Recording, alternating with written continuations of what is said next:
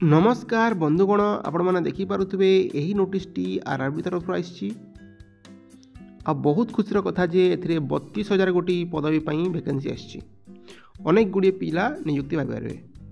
तो चलते ये वीडियो आम यही टॉपिक विषय डिटेल डिस्कशन करदे। फास्ट देखी दिंतु ओपनिंग डेट ऑफ एप्लिकेशन जोड़ा अच्छी कौ दिन आप एप्लाय करवा आरंभ करेंगे 23 जनवरी 2025 आरंभ हो एप्लिकेशन एप्लाय करवाटा और शेष हम 22 फेब्रुआरी 2025 एथिरे इनिशियल पे अच्छी माने स्टार्टिंग रो आपण पाइबे दरमा 18,000 टंका पाइबे। एथिरे एज अच्छी 18 रु 36 वर्ष मध्य आपण माने हेतिले एही पदवी को अप्लाई करि पारिबे। आ एज रिलैक्सेशन भी रही है विभिन्न विभिन्न कैटेगरी विभिन्न विभिन्न एज रिलैक्सेशन अच्छी।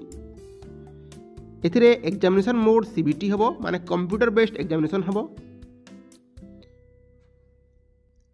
देखंतु एथिरे अछि जनरल माने जो अनरिजर्व कैंडिडेट मानक पई 500 टंका एप्लिकेशन फी रही जो माने रिजर्व कैंडिडेट अछंती से मानक पई 250 टंका एप्लिकेशन फी रही।